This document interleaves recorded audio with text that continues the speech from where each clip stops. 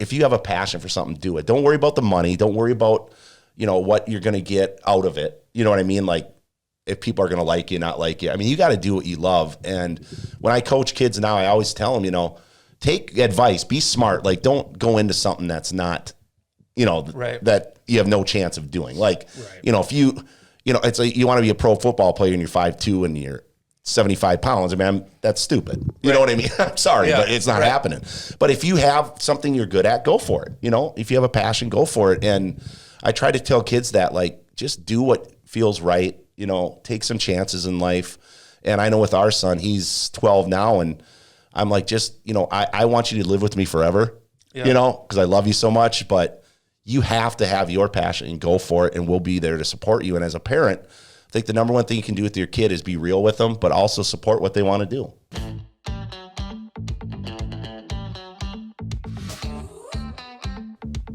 This is the Buffalo Community Podcast, all about the greatest small town in the USA, the people in it, and how it all works together. Here are your hosts, Tyler Reiss and Mark Benzer.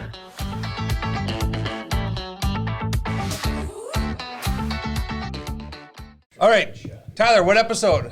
Episode 82 of the Buffalo Community Podcast. Episode 82. We got with us a familiar face, longtime Buffalo resident, Jamie Broman, sports director at KRWC. Correct. Football coach. Yep. Basketball coach. Yep. Did some baseball before. Did some baseball. Yep, still doing a little bit. And yeah, that's about it. Awesome. Graduated in 93 here. 1993. Yep, getting old. Jamie Broman, thanks for coming in. Oh, absolutely. And being a guest with us. Well, I was going to say, I'd said off the air, but you guys are it's the first time and last time I'll ever get that. Yeah. I was going to say, what took you so long? 82. Yeah. Well, we want to have a well-oiled machine before we get the 80. Yeah, right. Yeah. But you guys look so nice. I'm like, dang, I should dress better. But this is pretty what I'd rather be wearing what you're wearing. Yeah, well, it's nice in here. And you guys, in all seriousness, I just want to thank you guys for doing this. I checked it out a few times, and you guys do an awesome job. It's awesome for the community.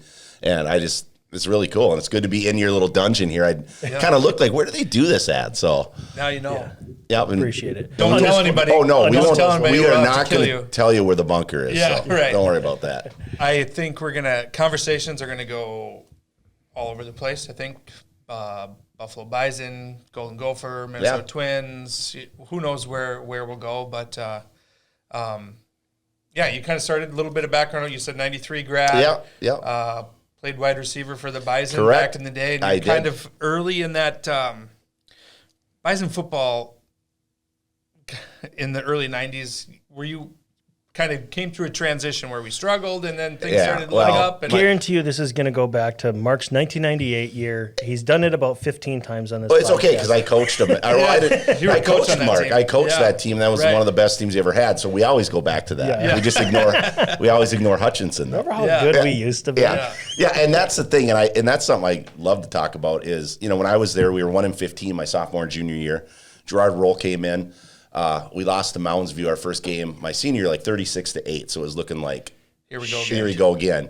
And then we beat St. Francis, shut them out, and ended up having a winning season. The next year they went to the state tournament with that 93 group. And so that was kind of a beginning of about a 12-year run that Buffalo was either winning the North Suburban or really in contention every year. And I was coaching those 12 years, and that was one of the best times to be a coach and to be around the program. And I always point out that the first touchdown that was ever scored as Gerard Roll as a head coach was by myself against Mounds View. So nice. I always bring that up. But Is that the stat sheet you got? Yeah, I got it right here, guys. I can show you right now. But really, to be honest with you, that was the golden era of Bison football. We were, if we didn't win, it was funny because we'd go 6-2, and as coaches, we'd be saying we got to do better. Yeah. You know what I mean? We didn't do well enough. And that is something I want them to get back to, and we had some moments, with Todd. Offense was great. Some of the best skill players that we've ever had. I think if you put Traden Welch, Bauman, and Riley Habish, those are maybe the three best we've ever had at quarterback, running back, and wide receiver. Mm-hmm. And they're all on one team. And I've seen them all. But the defense just wasn't there. And now, this year was a great start for the Bison. I thought things were going in the right direction, and then really did not play well the last 3 games of the year. And then last night, the game I was doing out in Spring Lake Park, they go out there and play defense like the 85 Bears. I mean, it was unbelievable how aggressive they were. They come out with a win, and now they're going to Park Center Saturday. And this is a stat that's crazy. Craig Lockowitzer in his second year has won 2 games in the regular season. If he wins Saturday, he'll have as many postseason wins as regular season wins, in his second year. You know what I mean? But what I'm hoping for is with that group in 92 that I was on, we were down 20-0 to Totino Grace, our last home game, and they're ranked, and we came back and beat them by 1 point on the last play of the game, and that's when the program took off, from there. And I'm hoping that what we saw last night is that pivotal moment for Buffalo, but we'll find out. Right. Yeah, and this is going to be this is time sensitive. I don't know when this is going to air, but it'll be right after this, the week after this game we're talking about. Well, then we'll find out. Then we'll know if they showed up or not in the next game. Are they happy to be there? Yeah. I mean, as Brewster said, are you hungry or are you starving? Yeah. we're gonna find out if Buffalo's happy they won one game, right. or if they're gonna go to Park Center and play like they want to get the section final. So find out. Nobody cares, but Spring Lake Park, they used to run option. Oh gosh, yeah, it's boring. So I was saying last night, one of my favorite fields in the state. It's awesome. But oh my gosh, if I had to call Spring Lake Park football games, it would be hell on earth. I mean, they are the boringest team I've ever seen in my life. And that's one of the reasons Buffalo won. They have nothing to go to if you shut down their running game. Yeah. So, but yeah, it was a fun time. Cool. Gopher football. Yeah. Pretty good year. Obviously a big black eye with the Bowling Green loss. Yes. But you can't take that away. No. But it's almost the best game to lose, other than the fact that it was Bowling Green. Right. But in terms of controlling your destiny, and does it really matter that you lost to Bowling Green, other than it hurt your feelings? No. And it's funny because that Bowling Green game, I've been a Gopher fan since I was just a little kid, which has been my curse to be Gopher basketball, football fans. Vikings. Vikings. I mean, it gets old. It does. It gets old. But I remember as a kid, I had a friend of mine that we went to church together, and his uncle was the head coach at Pacific University. Never heard of it, probably. But it was D1 at the time, 1AA at the time. They don't even have a football program anymore. And he brought me to the game, and the Gophers lost. And it was when Darrell Thompson was running back for the Gophers. And that was the year I think they beat Michigan, who was number 1 on the road that year. And that's what that game reminded me of, Bowling Green. It's like it's going to be one of those games you're going to look back on and go, how in the world did they lose to them, but they still won, they still went 9-3 or 8-4 or whatever. And honestly, I mean, it was probably the worst loss I've ever seen by the Gophers. But if you look at it another way, and you're right, Mark, it doesn't mean anything at this point, but they'd probably be a top 15 team because their only loss would have been to Ohio State, and they played them tough. So you're looking at a team that is playing under the radar and actually down to their 3rd running back now, and a quarterback they don't trust. Yeah. And they're still winning football games. I'm actually super impressed. Their defense has been awesome this year. And one thing about Gopher football, it kind of reminds me of the old Broncos scheme. Oh, where it's like, I don't want to take any credit away from Mo Ibrahim or Trey Potts, but I think we could lose another one. Absolutely. And we would just keep running the football. I mean, they could run. At this point, they could put Tanner Morgan at running back because he doesn't do anything anyway. You know what I mean? As far as they don't let him run the offense. Right. So, I mean, but yeah, you're right. They could put anybody there, and they got that Cole Kramer kid who, if I could talk about him for just 1 second, and the reason I want to talk about Cole is my wife's dad went to high school with Tom Moe at Edina, who was a state power and just unbelievable guy. Tom Moe was. The reason I'm bringing it up, that is his grandson, and his other grandson is Carter Coughlin, who is playing in the NFL. Giants. But Tom, and I'm bringing this up out of nowhere just because I have to give this guy a shout out. He came to my son's 7th grade game to watch him play football. I mean, here's a guy that was a Gopher Player of the Year in 1960, won a national championship in football and baseball at the U, and was a athletic director for the Gophers. He's coming to a 7th grade football game to check out someone he doesn't even know. 80 years old. Yeah. And just bringing that up because so I kind of got a rooting interest there with Cole Kramer. And he can throw, and he can run. Yeah, and he can run the Wildcat. Yep. What a great luxury. Yeah, and that's the thing with the Gophers is you're exactly right. The thing that when we brought this guy in, Fleck, he does a great job of the kids like him. You know what I mean? They want to play for him. He does a great job promoting his program. But what he does the best of is distractions. everyone's distracted that he's a big mouth, he blah, blah, blah. We don't like him. He's fake. He's a car salesman. He's all this. His football teams are Big Ten football teams. Smash mouth, run you over. They want to punch you in the face more than they want to beat you. You know what I mean? And that's the great story of it is PJ's great at distracting and letting everyone else talk about him. Well, his football team is running people over. I mean, I love what he's doing. And I think he does it on purpose. Personally, but I guess I don't know. And it's just entertaining to listen to Patrick Reiss rip on PJ Fleck and have PJ Fleck just not care. Right, exactly. Yeah. And PJ, he's a guy, man, I love him because I don't know if I love the guy personally, but I love his attitude because, he's taken a lot of hits, from a lot of people. If you look at Twitter, social media, he's the most hated coach besides Lane Kiffin probably in the country. And he never talks back. And then finally, after the Nebraska game, he's like, hey, Coach Frost, kiss my you-know-what. Basically is what he said. And I thought that was cool, man. I was like, good for him. And then, of course, the next day in the paper, it's, what's he saying? His team doesn't have talent. I thought he'd have talent by now. It's whatever. But so go for football. I'm super happy with it. I'm one of those guys, if they go to a nice bowl game, I want to see the Rose Bowl. But, if they go to a January 1 bowl or a really good bowl every year, I grew up when they were 3-9, 4-8. 2-10 every year, and it was like Jizo Bizo. Yeah, exactly. And that was when I was in college. Was Whackers years. I went to every single one of those games, and they were fun to watch, but they were terrible. So I think I've kind of coined a phrase of TMS, typical Minnesota sports, and that's kind of how that's awesome. Everybody has that story. But I want to compliment you on your passion for these sports. It kind of leads you to when in your radio calling these games is one. It's a tough job. I think. Yeah, it can be. But you have to be as passionate as you are. Right. To really make anybody want to listen. Mm-hmm. Well, here's the deal. I've told my wife this, I've told anyone this. I'm very talented at certain things, but I don't have. Just ask me. But just ask me, but I don't have many talents. If that makes sense. Sure. I'm a one-trick pony as it gets. I couldn't fix anything. I'm pretty much worthless at everything, and I'm not kidding, except I love sports. It's all I've ever done. And so I've chosen, and I love to coach. I've made my life to say, all right, no matter what I'm doing, I want to work with kids.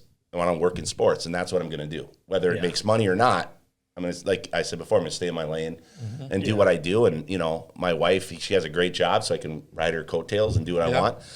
But honestly, I really do try to stay at what I'm good at and don't try to extend myself because I'm just not very good at many things. So when I find something I like, I stick with it, So I love it, yeah.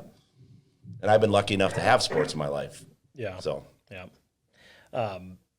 So you're calling. Do you, when you're calling games, do you stick to baseball, basketball? Do you do everything? Yeah, well, for the radio station, I do not do wrestling, hockey, volleyball, soccer, because I don't know those sports. Hockey, I know enough that I can do it, but the other ones I don't. So I do football, boys and girls basketball, baseball, softball, and town team baseball, of course. Mm-hmm. Yep. So those are the sports I do and that I think I know well, to be able to do them. Yeah, and I won't make you pick a favorite, but do you like them all equally well, or is there certain things about each that you like what's more crazy? It's every single thing I like different. If you're talking about boys and girls basketball, I have a passion for high school and college basketball. I just love it. And I love being in a gym. I love when it's loud. You know what I mean? When it's a great atmosphere and you got a good ball game. I love the individual battles in basketball where you got two big-time names coming in, and they're kind of go at it one-on-one. You can kind of see them talking to each other, and it's an intimate setting. I like that. I love baseball for the purity of just being outside and enjoying a baseball game and just enjoying, the smell of beer, the smell of, can't have any during the game, unfortunately, but the smell of grass. I'm saying, all that stuff that people say, and you kind of roll your eyes like, geez, you know what I mean? I love that stuff. I hear the bat crack, to smell pine tar, to hear people talking, now, let's go now, stuff like that. That's what I love about baseball. And the difference with softball is I don't like it for any of those reasons because there aren't those really it's not like that, but I love the pace of a softball game. I love covering girls softball. I think it is one of the funnest games to watch. It moves fast. The girls are unbelievably athletic. Softball, that ball's coming in hard and it's close, and those girls can hit the ball, and especially, Buffalo over the years, they've had some, when Hanson was playing here, and I love covering softball. I think that's fun. And then I'm trying to think of what other sport, football. And football to me is just the ultimate everything. I love putting the game together. I love watching film. I love pregame show. I love postgame show. I love working with my guys. I love the stadiums.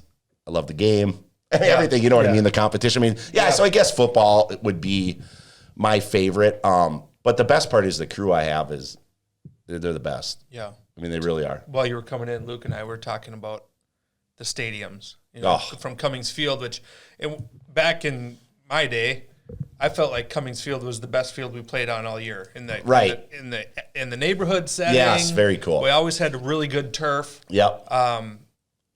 Sentimental feelings.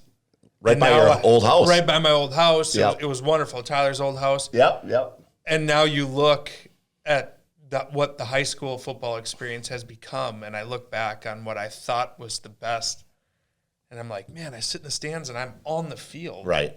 Well, like, I park in the parking lot at the new facility, right next to the field.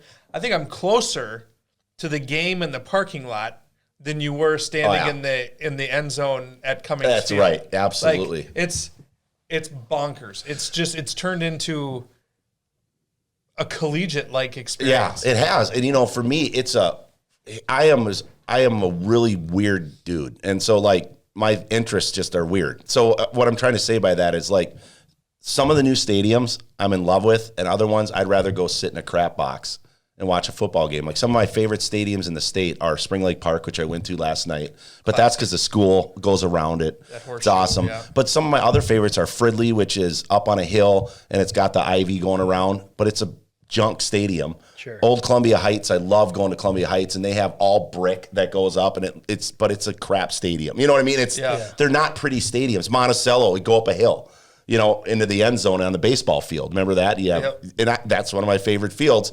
And I like that better than the new Monticello field, which is gorgeous. Right. But then I look at Buffalo, and I'm like, there's some other stadiums, like Buffalo's one of them, a new stadium, where I'm like, I walk in that place, I'm like, my kid might play in this someday. And if he was blessed enough to play college football, unless it's D1, he won't play in a stadium that nice.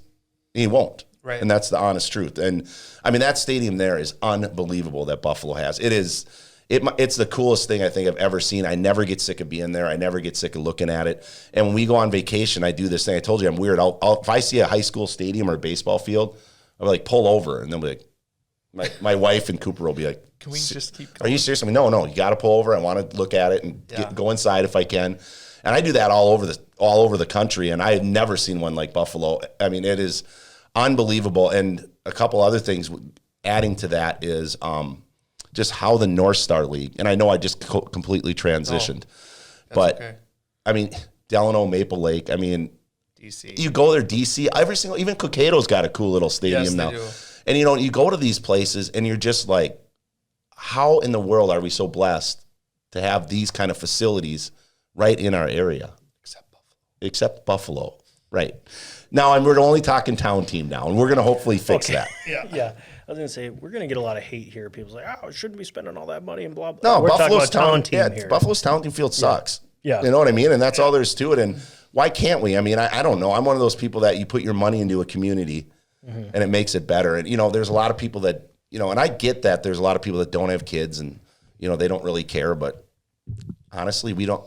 How many people live in Delano that don't have kids that enjoy that field? Exactly. And that's what I'm going to say is it's about the community. If you're making the community better, you're going to have more people that want to be here, more people that want to hang out. And if you don't believe it, just go down to some other cities that are what do they call that? Urban sprawl. You guys ever heard of urban sprawl? Yeah, I've heard the term. But for the people who don't know. Yeah, for the people who don't. For the people who don't Explain it like a small child, like Michael Scott. Maybe like I'm 5. Right. Yeah, right. So, but urban sprawl is where basically you start in the middle of a city, and then the rich people the middle class rich people live the next town, then the next town. That keeps going out. Yeah. So right now, you know, back in the 70s, it was Columbia Heights, Fridley.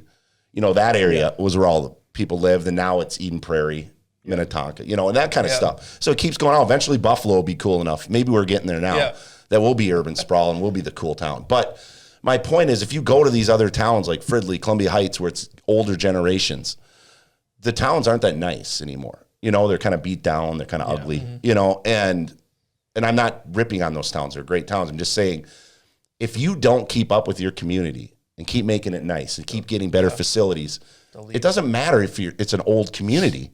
You're still always going to have kids. Yep. And you're always going to have parents that want to have their kids with the best facilities. So why say, well, I'm older. We don't need this nice stuff, and I don't want to pay for it. Blah blah blah. Well, then you're going to just start getting, your town's going to get run down. No one's going to want to visit it. Like right now, we have all these occasional sales and stuff going on. People from the cities think this is the greatest place ever, man. This hidden jewel. Why not keep that instead of letting it erode into just this town where people are like, you don't want to be that town that's, why the hell would I go to Buffalo? Right. You know what I mean? And now, when I was a kid, no one knew where Buffalo was. Now every place you go, like, oh, they have those occasional sales. Oh, they got that nice new football field out there. Or, or even like town team. Oh, I heard their baseball team's really good this year. And those are all things that give your community pride. And I just think that I don't understand why you wouldn't want that.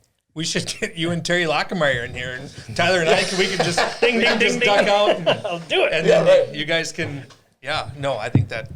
Well, I even think of like Loretto. I like their little field better than Benfield. Oh, yeah. Well, Loretto, that's a great field, man. You sit there and I remember as a kid, that's the first place I ever played a baseball game, ever, in 7th grade. And we didn't even get to play on that field, but we were on the little ones on the side there. Hey, but stay off of their kids. Yeah, right. Yeah. But I remember just thinking like, gosh, if I could ever play on this field. And that's still a really cool place. Loretto's awesome. And what's his name?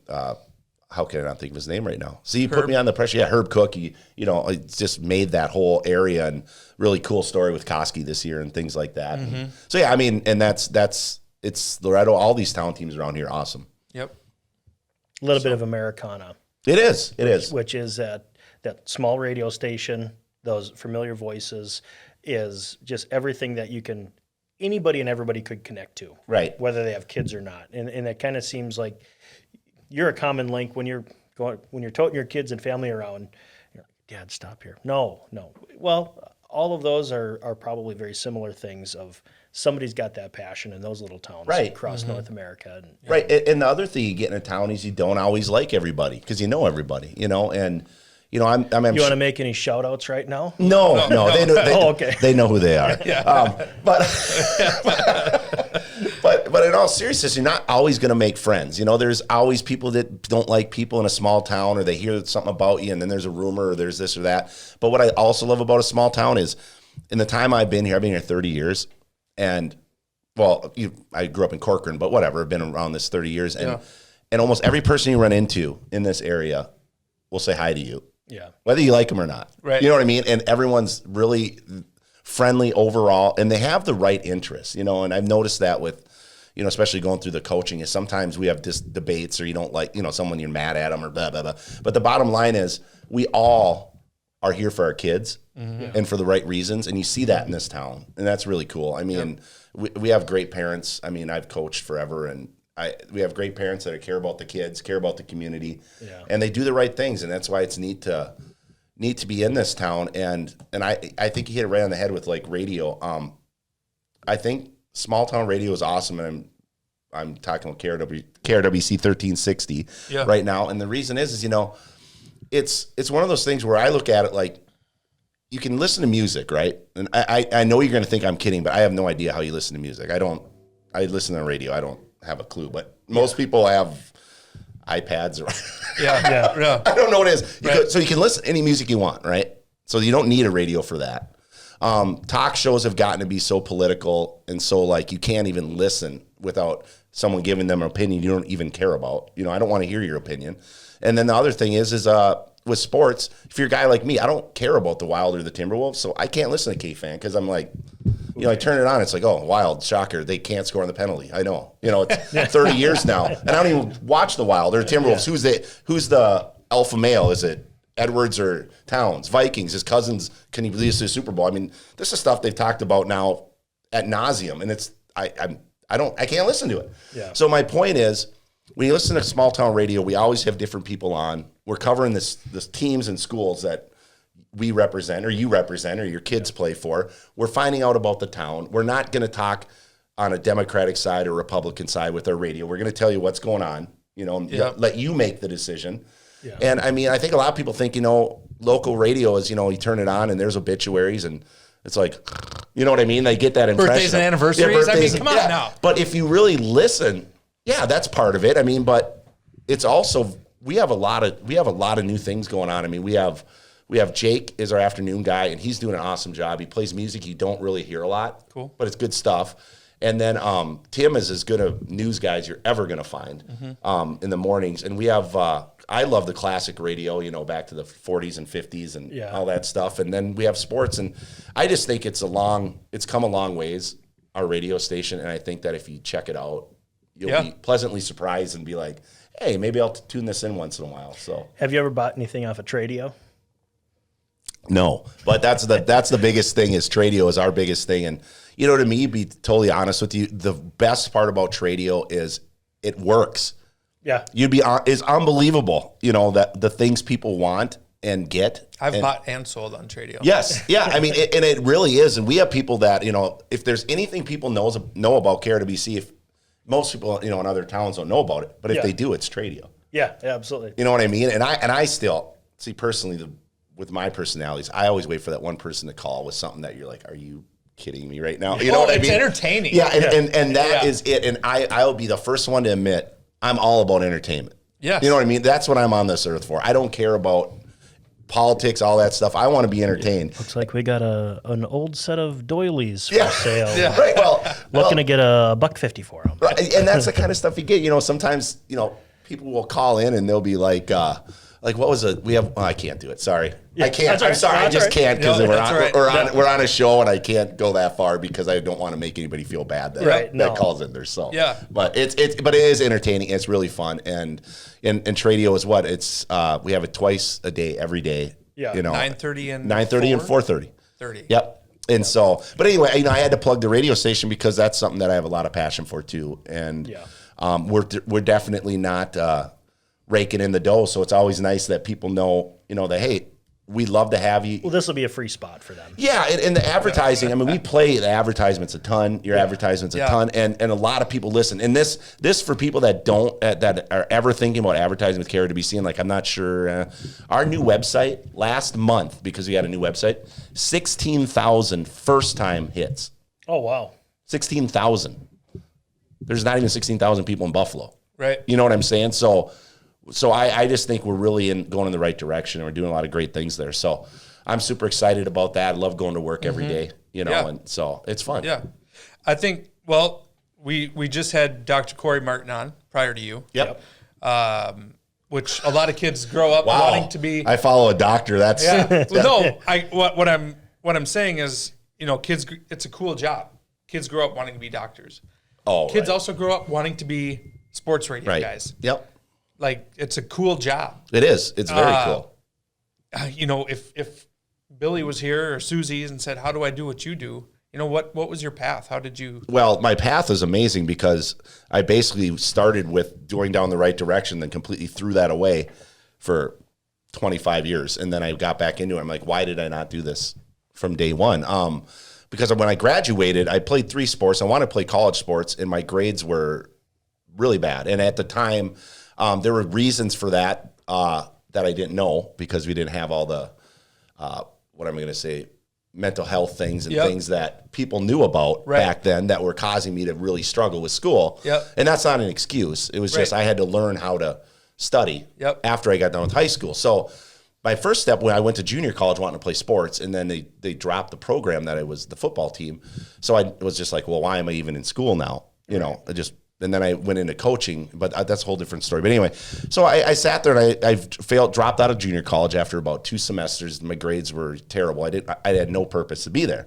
So I went to Brown College, you know, you get C's, or what's that old saying about Brown? I can't remember now. But anyway, I'm thinking common man always says it, and it's true. But you go to Brown College. I went there, took about a program that took 9 months, which they still have this program for radio and journalism.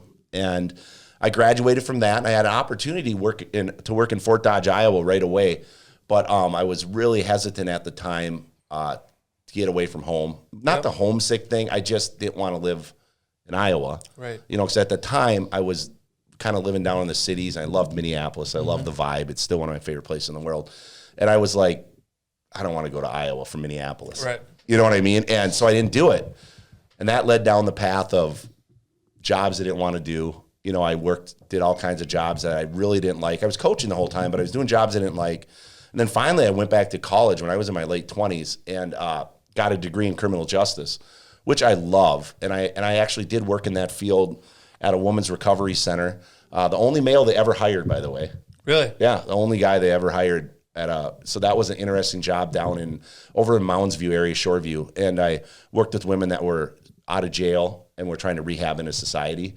And so I enjoyed that so much. A lot of heartbreaking stories, you know, and a lot of times it didn't work out, and sometimes it did, but that was a great job. And then I actually worked at a law firm down in St. Paul for a while, and that was a great job where what I did is I wasn't a paralegal, but I worked for the paralegal. So we worked with the Catholic priest. There are issues with young people. Let's leave it at that. Yep.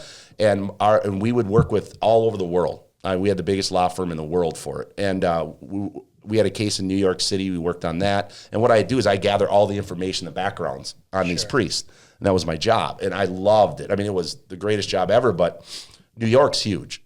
Yeah, I've heard. Yeah, and and when they finally got done with New York, they didn't have much work left for me. And because I was kind of just a newcomer. Sure. So I got let go of that job. And so I was like, okay, now I really got to figure out what am I going to do with my life? Like, I don't want to go into that. I didn't love driving to St. Paul, dressing up every day, working in the city. I mean, that's just not me. It was all right for a while. But so I come back, and now I'm like, okay, I got to figure out what I'm going to do. So I'd worked at KRWC before, and Joe, I actually had started working there, unfortunately, when Lynn passed away. Oh. When Lynn Shepley passed away. So I did part-time as the sports director, and that was for about 4 or 5 years. He called an awesome game, too. Oh, Lynn, I'm sorry, Lynn, man, you'd still be here. You'd be so much better than me. I'm sorry. No. But Lynn was the best. So, but I was here for like 4 or 5 years, and then I decided to get out of it again. And then I'm like, all right, I have to either figure out what I want to do. So I talked to Joe. I'm like, when their last sports director left, and I said, Joe, you know what? I want to actually give this a shot. You know, like truly just do sports. And he gave me a shot at it, and I've been doing this now for 3 or 4 years, and I love it. I love every second of it. And the one thing I'll tell any kid out there after this long, boring story is go for your passion. Don't let anybody tell you can't do something. You hear it all the time, but the reason I didn't go in radio right away is I had people within my own family saying, you're not going to make any money. You're going to be a nomad. No, it's not going to last. Get a real job. You know, you can't do sports your whole life, which, by the way, I would love to tell everyone to kiss my butt because I've done sports my whole life, and I'm 46 years old. I'm going to do it till the day I die. But I had people that, you know, were just like, it's not realistic to do it. Why would you do it? And so I went through this whole time in life doing all this stuff I didn't love to do. Yeah. You know, and then finally it's like, yeah, I could have been doing this for 30 years. Sure. And I mean, people say they won't replace their journey, but I've seen a lot of great things. I mean, I had some great jobs in between there. Working at a recovery center, working for a law firm was awesome. They're great experiences, but my point is, if you have a passion for something, do it. Don't worry about the money. Don't worry about, you know, what you're going to get out of it. You know what I mean? Like, if people are going to like you, not like you. I mean, you got to do what you love. And when I coach kids now, I always tell them, you know, take advice, be smart. Like, don't go into something that's not, you know, that you have no chance of doing. Like, you know, if you know, it's like you want to be a pro football player and you're 5'2" and you're 75 pounds. I mean, that's stupid. You know what I mean? I'm sorry, but it's not happening. But if you have something you're good at, go for it. You know, if you have a passion, go for it. And I try to tell kids that, like, just do what feels right. You know, take some chances in life. And I know with our son, he's 12 now, and I'm like, just, you know, I want you to live with me forever, you know, because I love you so much. But you have to have your passion and go for it, and we'll be there to support you. And as a parent, I think the number one thing you can do with your kid is be real with them, but also support what they want to do. Yeah. Wow.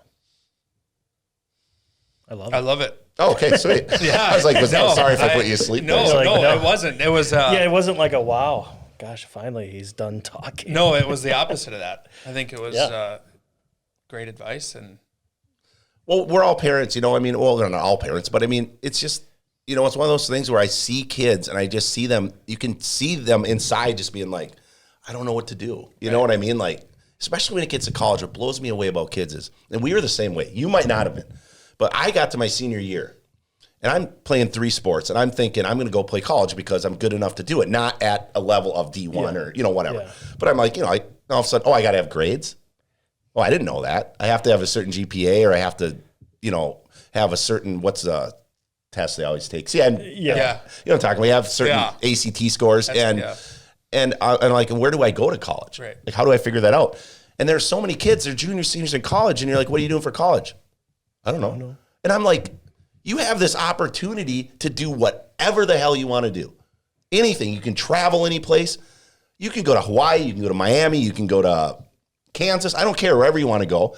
And kids are just like, well, I don't know. I was looking, I'm thinking, no, maybe I'll just go to Wisconsin Stout or something. And I'm not saying there's anything wrong with Wisconsin Stout. Right. But I wish more kids and parents, like with Cooper now, we go places, and wherever we go, we look at the college. Sure. Just to look at it so he can get a visual of, this is what I might like. And he doesn't have that option of, well, Dad, I don't want to go to college, or I don't want to do anything after school. It's like, okay, he already knows he's going someplace. And it might not be a 4-year school. Right. It could be a tech school. I don't care. Yeah. But he's going someplace. He's going to have his crap figured out when he's, a junior, and he's going to have an idea what he wants to do. And I just feel like so many people start life lost. They go to a college and it's like, I don't like this college. And then they go, I don't like my major. I don't even know what I want to do. And I think if we educated kids more when they're younger, I'm talking about the high schools, of having prep classes, saying, hey, what do you want to do? Like, what are you good at? And then helping them, guide them toward, where do you want to live? Maybe not even what do you want to do, but what do you like? Right. And I think then you can kind of go from there. Right. And I think the school, and I'm not ripping on high schools, but I think it's so focused on just getting through high school and then you figure it out. Right. And these kids are 17 years old. They're not going to figure it out. When I was 17, honest to God, when I was 18 years old, I remember sitting there going, what am I going to do with the rest of my life? The day I graduated, and going, I have no idea, and honest to God, I don't want to do anything right now. I just want to play sports and hang out with my friends and maybe drink once in a while. You know what I mean? But I'm not kidding. And that took for like 2 years of doing just like being an idiot. And then all of a sudden you're like, oh, maybe I better start getting my life together. Yeah. And I just don't want kids to have to go through that, because if you can get a head start and jump in, you can do a lot of fun things in life. I 100% agree there. I didn't know what I wanted to do. High school was very, very easy for me. I skated through it. Right. Yeah. I didn't really have to try to get good grades until college. Yeah. I didn't know how to study. Exactly. But I did pretty well in high school. Right. Where'd you go to school? MSU Moorhead. Okay, so you're Moorhead State. At least you picked a good area. Never school. Graduated. Okay. I didn't finish because I was like, okay. Right. Well, I didn't know how to study. This is tough. I don't know what I want to do. Right. But I do wish, you're exactly right. I wish I was pushed to take those college prep courses. Knock a year off your college. Oh yeah, absolutely paying for it. Oh my gosh. Right. I have a cousin, they knocked 2 years off. I'm like, I don't think you realize how awesome that is. Mm-hmm. Talk about like 50 grand. Right. Like, easy. Yeah. Exactly. So, no, I love that. 100%. One, you don't have to figure it all out, but at least start building some blocks here. Right, because we don't all have the parental support. Yeah. You know what I mean? And I'm not looking at your parents, I have no idea. And my parents, my dad's a farmer. My dad is, you work 18 hours a day, you get up, you do it again the next day. Yeah. There's no room for sports, there's no room for, and he likes sports, but I don't think he ever saw me play a baseball game in my life, because he was a farmer and that was when they were busy. And that was his life. And my mom was the same way. So they weren't saying, hey, how are your grades? How was school? It was just, you come home from school and it's like, hey, you got some chores to do. Can you do them? As long as you worked hard, that was their value in life, was how hard you worked. And in a way, it backfired because I didn't like working. You know what I mean? Like, I didn't like hard work. Because I had to do it so much as a little kid. So I was like, when I got done with high school and I was not living at home, I was like, this is not going to work at all. You know what I mean? Like, yeah, it was, and it was. I wasn't making any money, but it was fun. But so I just really think, that if you're a kid out there and you listen to this and you don't have the parental support, or you don't feel like you have any in your junior, senior high school, and you're just like, man, I'm just floating through life. Yeah. Go talk to a counselor. Go find someone. There are people out there. There are options out there for you. They'll help you. That's why they're there. They're educators. And if you want to get someplace, they'll show you how to get there. Yeah. You know what I mean? And so I really, with the way society is now, and I feel like we have a lot of uneducated people that are really dumb, that are really screwing up a lot of things in this country. And I think the more educated we are, and the more and I'm not saying just college, I'm saying just knowing things and debating. And that's the biggest thing about college that people don't realize is you're around diverse people that have all different backgrounds, and you talk and you debate and you have different ideas. Like, you might not like this about someone, and you go, oh, that's why they're that way. You know what I mean? Or maybe that you understand more. And the more that we get, instead of secluding ourselves to the same stuff every day and the same rhetoric and the same old crap, the better we're going to be as a society. Because that's the biggest thing I learned working with recovering drug addicts, is that, and almost every single one of them is minority, one way or the other. And the biggest thing you learn about them is they're humans too. And that something happened to them. And I think everyone needs a fair shake in life. And I think when you're as blessed as I am, that you forget about that sometimes, and you forget about that other people don't have it made, and other people don't have all the avenues you have. And so I'm a very big proponent of just making sure that we understand each other, race, whatever.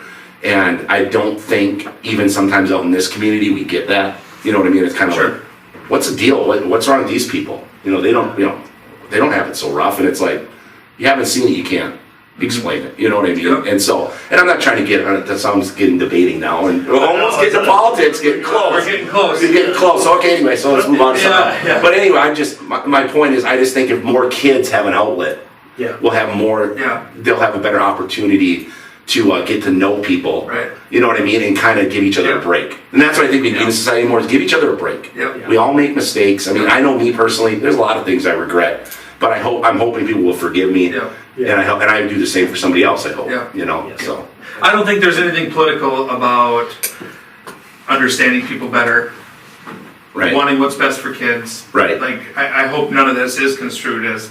It's not controversial stuff we're talking about. I'll tell you, if they get to minute 41 of this, we're not losing them. I mean, if people are listening to the end there, thank you. But it's like, no, that's great. It's great. And I'm sorry if I kept you guys so late. No. That wasn't the soft close of like, could you just wrap it up? And I can wrap up whenever. I got a meeting anyway. So, but I think it's a great transition of I think that was a great outro of great advice to kids. I'd love to have you on again. Oh, for sure. Maybe episode 182. Yeah, exactly. Wait till you're pretty much off the air and I'll try to save you. Just kidding. No, but you guys do such an awesome job. I've watched, I think 3 or 4 of them. I know I watched the one in the North Star League one when you had, was it Corey? We had a couple, Corey and Dusky. You had one other one. Dusky, Yep, I watched it. I didn't see the early one. I'll have to watch that one.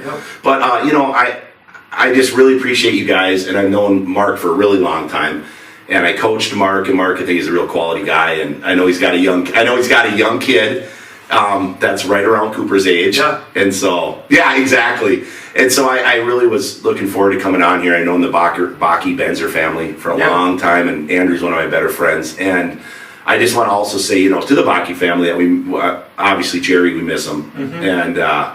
Jerry was a one of a kind, and I wish you guys, I wish people out there that didn't know him just knew how passionate he was, and he was an advocate more than he was a coach, for everybody. So, he's an amazing guy. But for the Buffalo Community Podcast, I'm Tyler Reiss. I'm Mark Benzer. And I'm Jamie Broman.